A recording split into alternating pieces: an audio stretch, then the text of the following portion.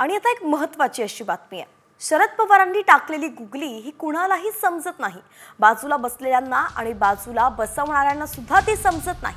पण शरद पवार मला कधीही गुगली टाकणार नाहीत असं वक्तव्य राज्याचे उपमुख्यमंत्री एकनाथ शिंदे यांनी केलंय।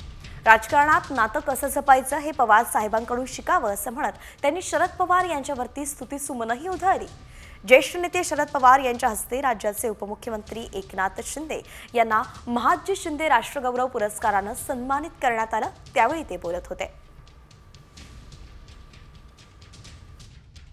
पवार साहेबांची देखील राजकारणातली गुगली सुद्धा अनेकांना कळत नाही।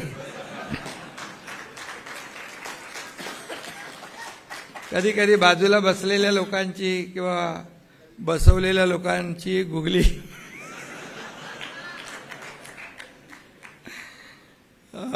पण माझ्याबद्दल थोडं मी वेगळं सांगतो।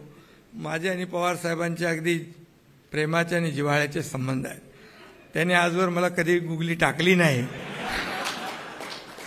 आणि यापुढे टाकणार नाहीत असा विश्वास आहे।